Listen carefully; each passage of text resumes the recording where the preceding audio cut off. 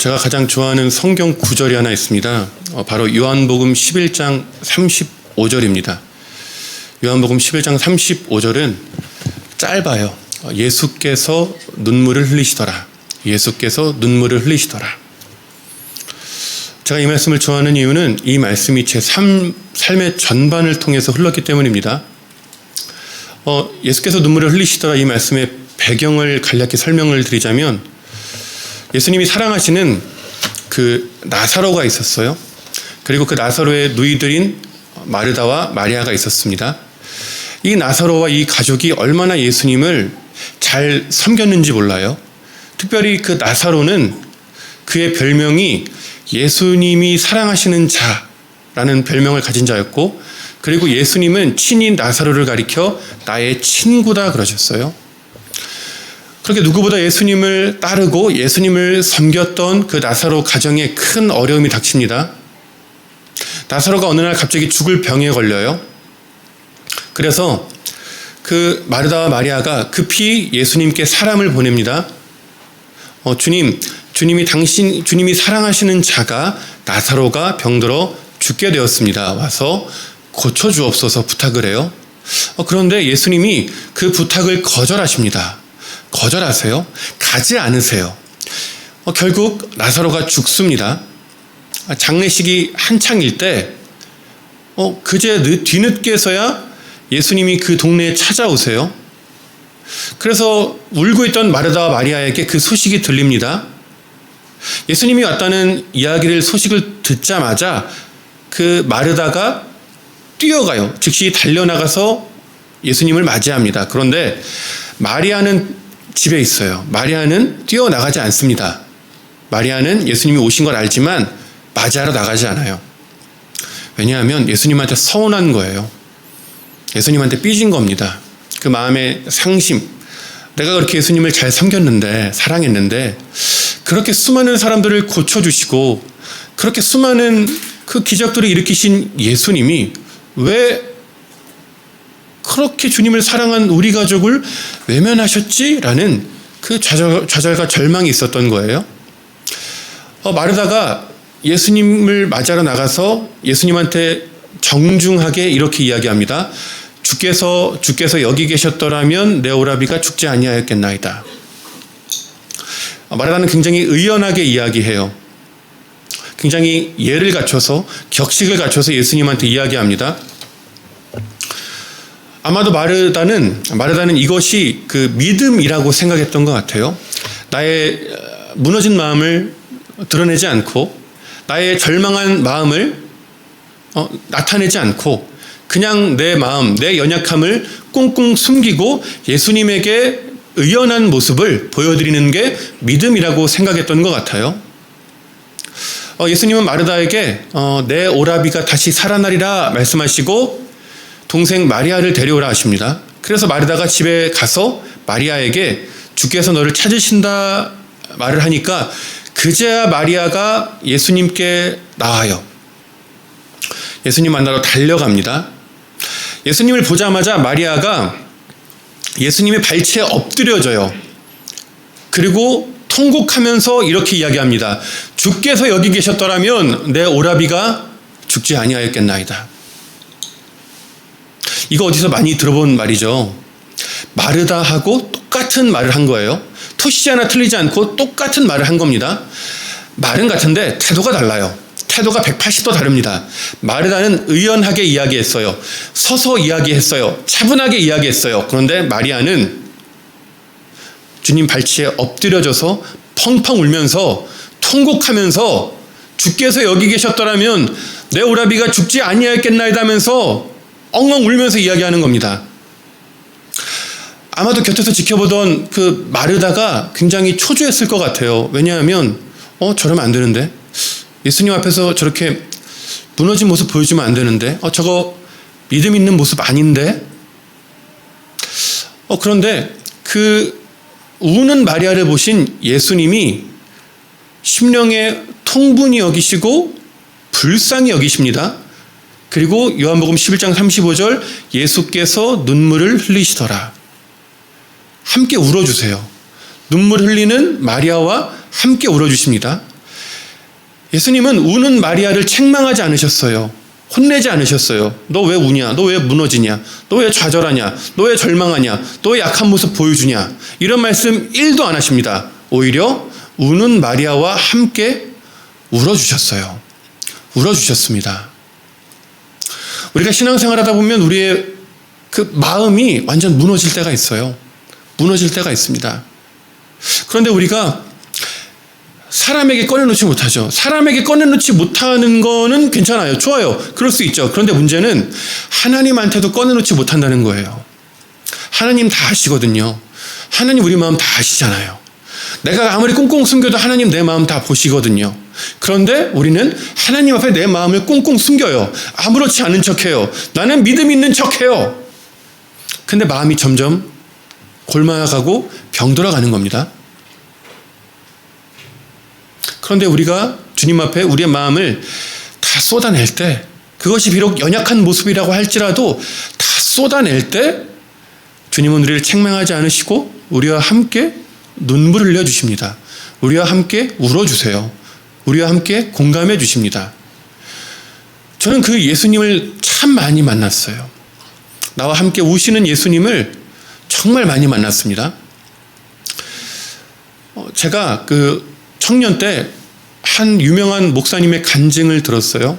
그 목사님이 그 자기가 어릴 때 아버지가 알코올 중독이었는데 그 어머니의 신앙, 어머니의 기도 때문에 어려운 시절을 잘 견뎌왔다, 버텨냈다, 이런 간증을 하신 겁니다. 그 간증을 듣던 많은 사람들이 은혜를 받았어요. 물론 저도 은혜를 받았습니다. 근데 저는 그 목사님이 그 왠지 부러웠어요. 그 목사님이 그냥 부럽더라고요. 왜냐하면 부모님 두 분 중에 한 분이라도 반듯하게 서 계셨다는 게 부러웠어요. 이 세상에 의지할 사람이 단 한 사람이라도 있다는 게 부러웠습니다. 저는 제가 아주 어릴 때부터 저희 부모님이 두 분 다 알코올 중독이었어요. 제가 기억하는 가장 어린 시절에 저는 술 취한 어머니 아버지 찾아 길거리를 배회하는 모습, 아마 4살 때였던 것 같은데 그 어린 나이 때부터 술 취해서 쓰러져 있는 엄마 아빠 찾으러 다니는 게 저의 일이었어요. 술 드시고 끊임없이 문제를 일으키시는 아버지, 그런 남편 때문에 술이 아니면 견딜 수 없는 어머니 사이에서 제가 자랐습니다. 아버지가 술을 드시고 일을 안 하시니까 집이 참 가난했어요. 그래서 뭐 보일러에 기름 뗄 돈이 없어서 겨울에, 제가 강원도 춘천 사람인데 그 추운 겨울에 그 집 방에서 그냥 두꺼운 이불만 덮고 잤어요.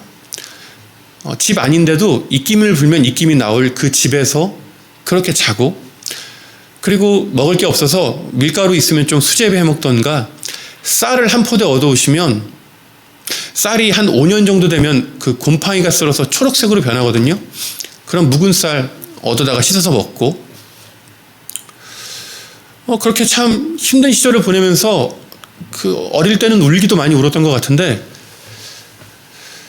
초등학교 9학년 때쯤 되면서부터 제가 울지 않는 거예요. 눈물이 안 나는 거예요.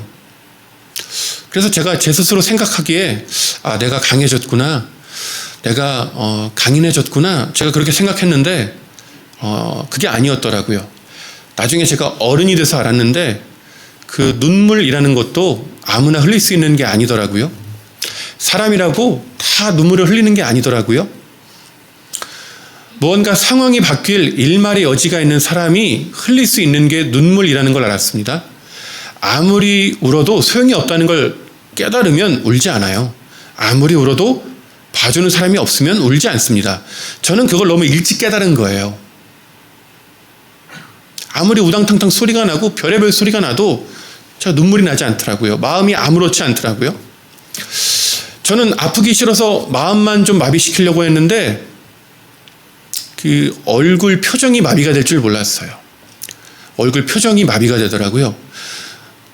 울지도 못하고 웃지도 못했어요. 울고 싶어도 울 수 없었고 웃고 싶어도 웃을 수 없었어요. 그냥 아무런 표정 없는, 생기 없는 그런 우울한 아이로 자랐습니다. 그러다가 제가 중학교 3학년 때 학교 끝나고 친구들이 전부 다 PC방을 가는 거예요. PC방에 가서 뭐 하나 봤더니만 그때 그 스타크래프트라는 게임이 우리나라를 완전 점령했거든요. 대한민국에는 모든 남자들이 그 게임을 다 했고 여러분들이 보는 모든 PC방은 다 그때 생긴 거예요. 그래서 저도 친구들 따라서 몇 번 PC방을 갔어요.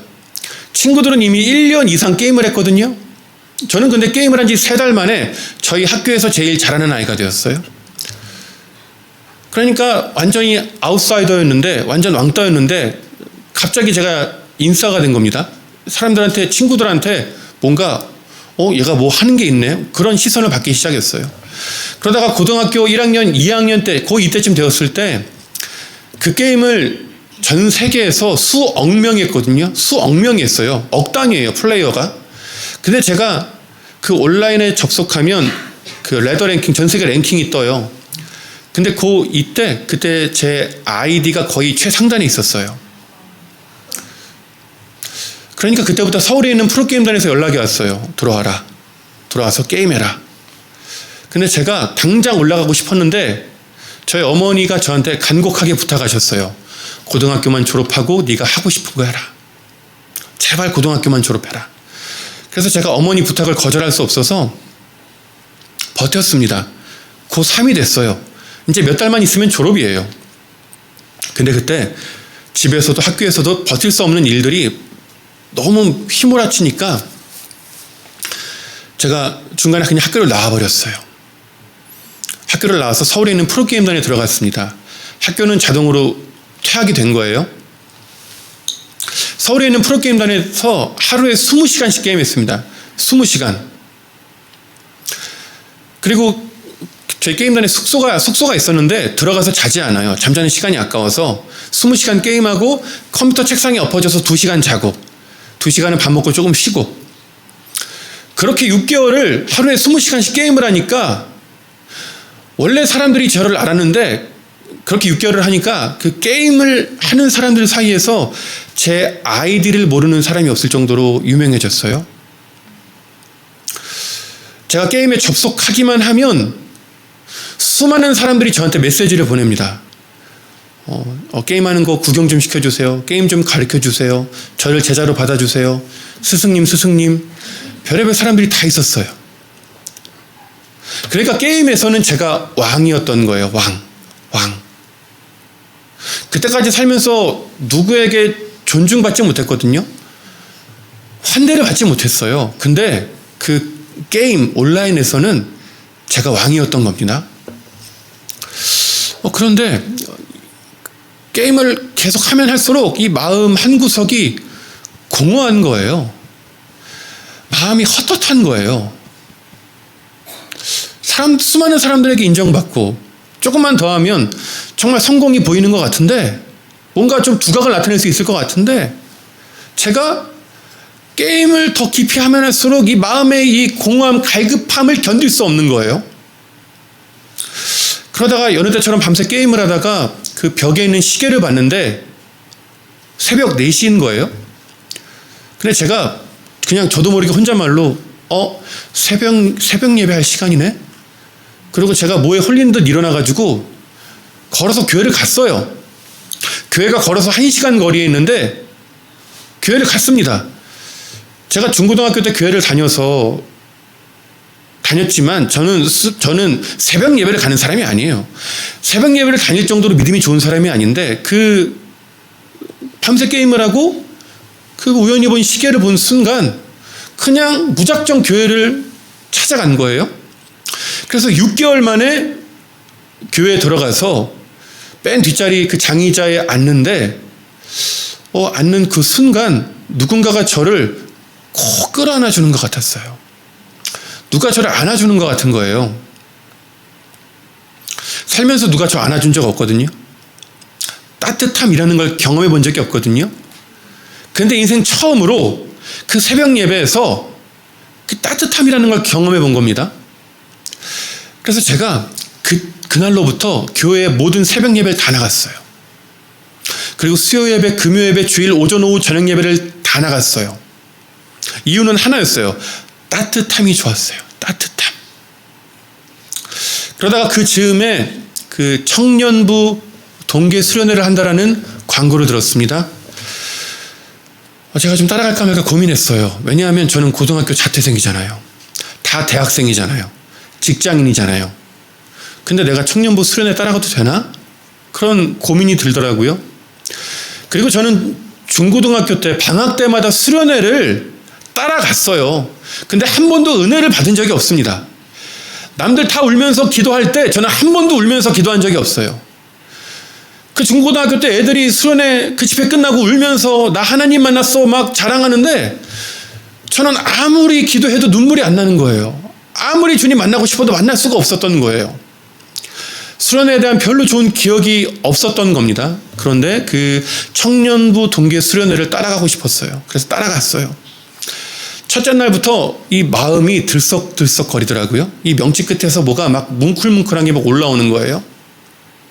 그리고 마지막 셋째 날 저녁 집회 때 앞에 있는 강사 목사님이 설교 마치고 나서 회개하십시오, 회개기도 하십시오 그러면서 불을 다 끄고 회개기도를 시키는 거예요. 그래서 제가 눈을 감고 기도하는데 분명히 제가 눈을 감았거든요. 불도 꺼졌거든요. 근데 감은 두 눈에 뭐가 보이는 거예요. 지난날 제가 살아갔던 삶이 보이는 거예요. 지난날 제가 지었던 죄들이 보이는 거예요. 제 모습이 제 눈앞에서 이렇게 지나가는 거예요. 그러니까 회개가 쉽더라고요. 보이는 걸 기도하면 되니까. 그렇게 제가 주님 만나 회개한 순간 제 눈에서 눈물이 터졌어요. 제가 펑펑 울면서 기도했어요. 몇 시간을 펑펑 울면서 주님 앞에 기도했어요. 그렇게 주님 만난 순간 저는 예수님의 십자가가 가슴으로 믿어졌어요. 예수님이 날 위해 대신 죽으셨다는 게 제 마음으로 믿어졌어요. 그때까지 교회를 다녔기 때문에 예수님이 날 위해 대신 죽으셨습니다라는 걸 제가 머리로 알았거든요. 머리로 알았어요. 그런데 이 마음으로 믿지 못했거든요. 근데 주님 만나 회개한 그 순간 그 십자가가 마음으로 믿어지더라고요. 나 같은 인생, 알코올 중독의 부모님, 지독히도 가난한 가정, 고등학교 자퇴한 아무 볼품도 없는 인생, 저주받은 인생, 나 같은 사람을 위해 하나님이시고 하나님의 아들이신 예수님이 대신 죽으셨다는 게 믿어졌어요. 저는 사랑받지 못하는 존재라고 여겼는데 태어나지 말았어야 할 존재라고 여기며 살았는데 이미 오래전에 예수님의 사랑을 받는 존재라는 걸 제가 깨달은 거예요.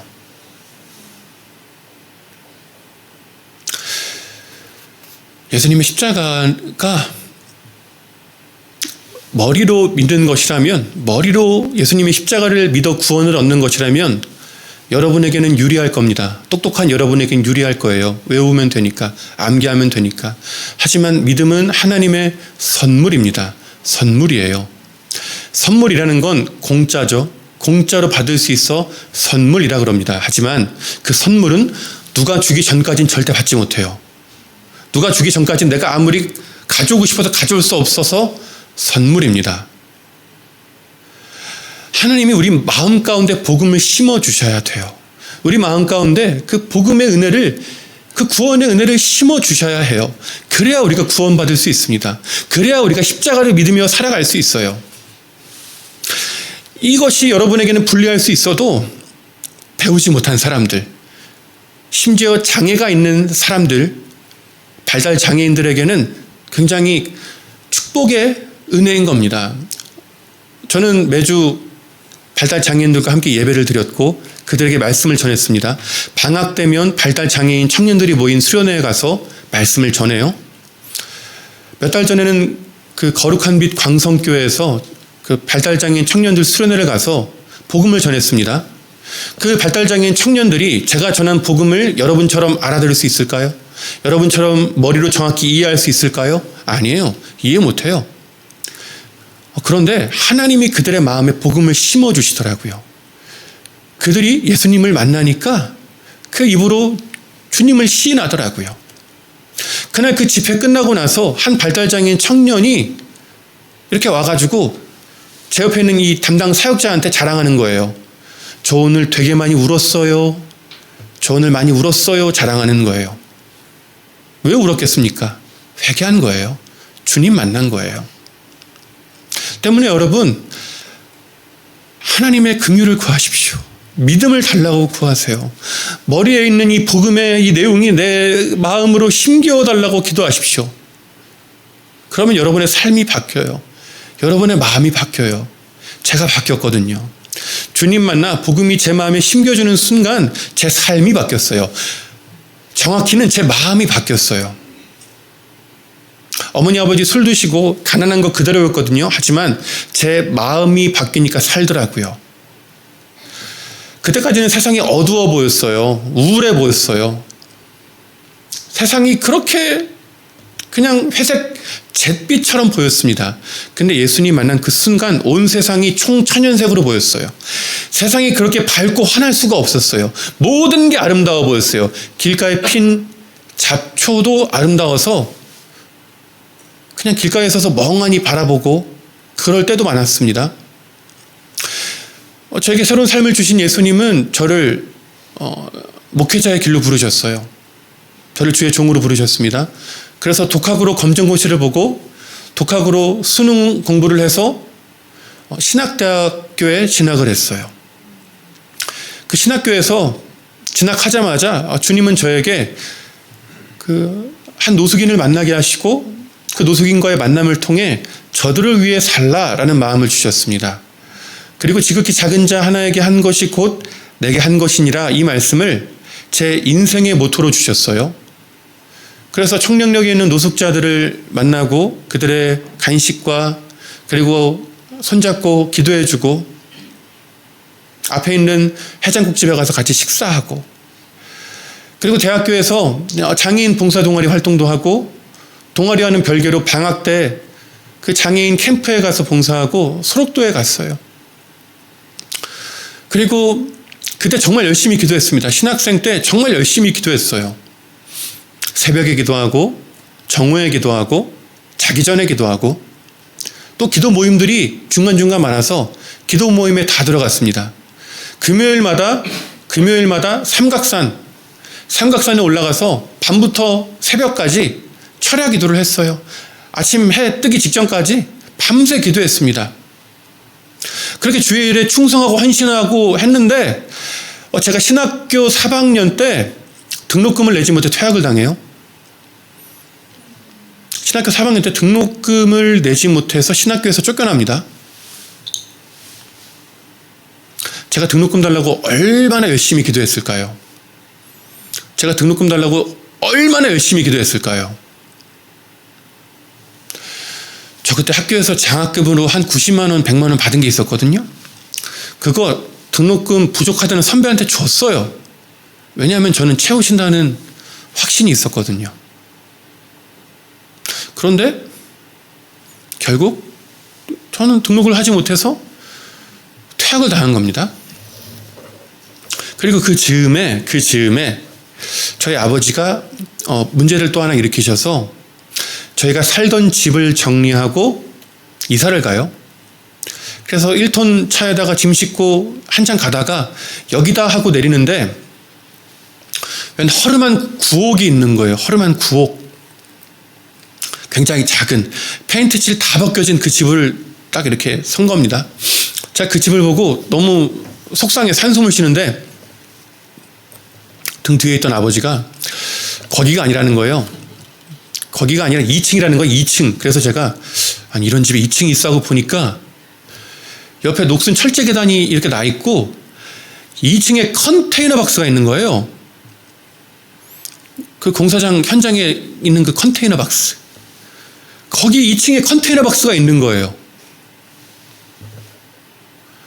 여름에는 너무 덥고 겨울에는 너무 추운 그곳이 저희 집이 된 겁니다.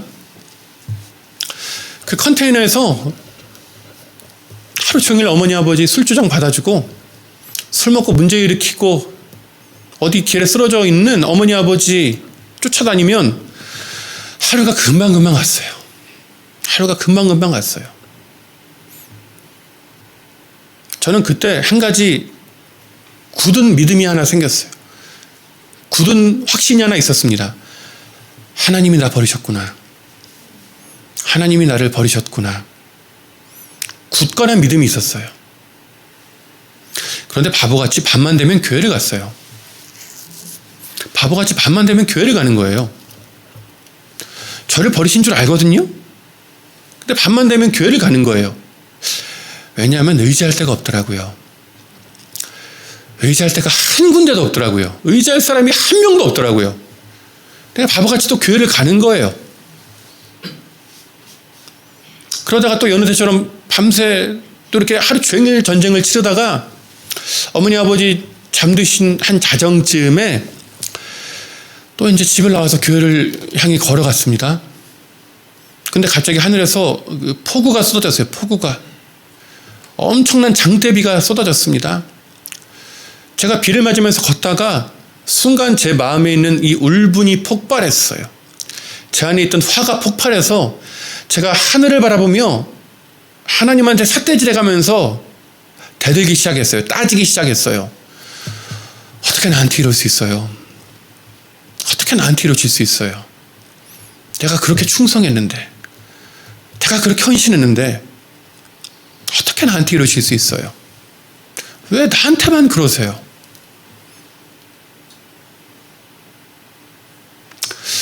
그리고 또 바보같이 교회를 갔어요. 그 홀딱 젖은 몸으로 지하 기도실에 털썩 주저앉는데 그 순간 주님이 저를 안아주시더라고요. 주님이 저를 안아주시더라고요. 주님이 저를 안아주시더라고요. 어떻게 표현이 안 돼요. 주님이 저를 안아주셨어요. 그리고 저랑 같이 울어주셨어요. 저랑 같이 울어주셨어요. 주님이. 저는 그때 일로 한 가지 깨달은 게 있습니다. 살면서, 신앙생활하면서 하나님이 가장 멀리 있다고 느껴지는 그 순간이 실상은 하나님이 가장 가까이 계신 순간이라는 걸 알았어요. 신앙생활하면서 너무 곤고하고 힘에 겨운 고난 앞에 무너질 때 하나님이 도저히 느껴지지도 잡혀지지도 않을 그 순간 하나님이 내 곁에 가장 가까이 계시더라고요.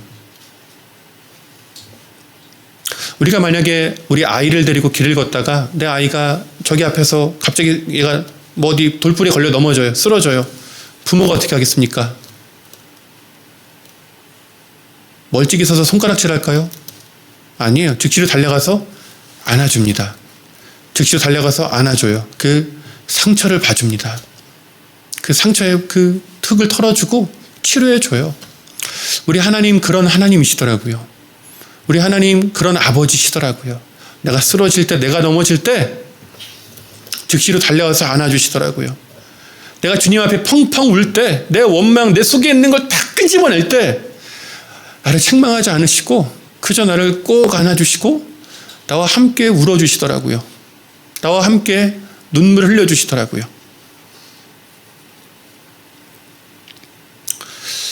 여러분, 사람이 언제 죽는 줄 아십니까?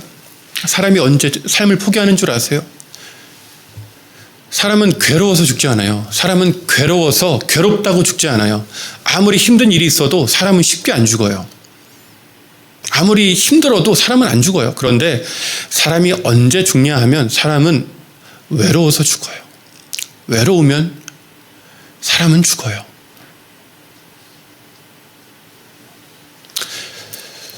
괴로움 많은 인생길, 괴로움 많은 이 신앙의 여정 속에서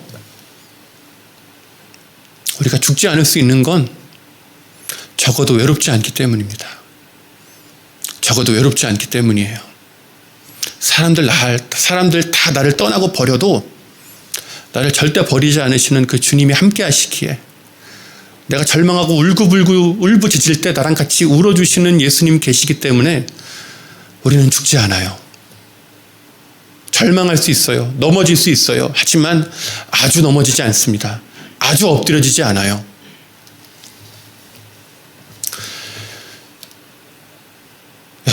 여러분 넘어져야 한다면, 쓰러져야 한다면 사람 앞에 쓰러지지 마십시오. 세상 앞에 쓰러지지 마세요. 예수님 앞에 쓰러지세요. 예수님의 발치에 쓰러지세요. 예수님의 발치에 쓰러져 엎드려 우세요. 펑펑 우세요. 주님께 다 쏟아내세요. 다 소연하세요. 주님이 절대 책망하지 않으십니다. 주님이 절대 우리 외면하지 않으세요. 우리의 그 울부짖음과 함께 하시고 우리의 부르짖음 들으시어 우리의 마음을 공감해 주시고 우리와 함께 아파해 주세요.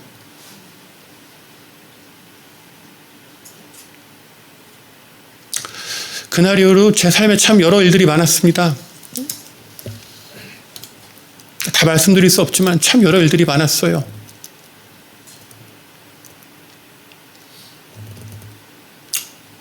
어머니가 또 나중에 어머니 우울증이 심해지셔서 조현병으로 악화돼서 정신병원에 입원하시고 아버지도 알코올 중독으로 정신병원에 입원하시고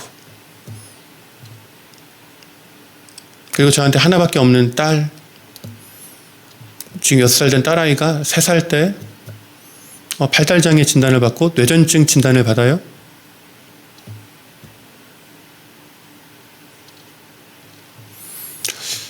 장애인 사역의 사명으로 부름받았는데 주님은 저를 이의 당사자가 되게 하신 거예요. 그런데 여러분, 제가 그 괴로움 많은 인생길을 버틸 수 있었던 이유는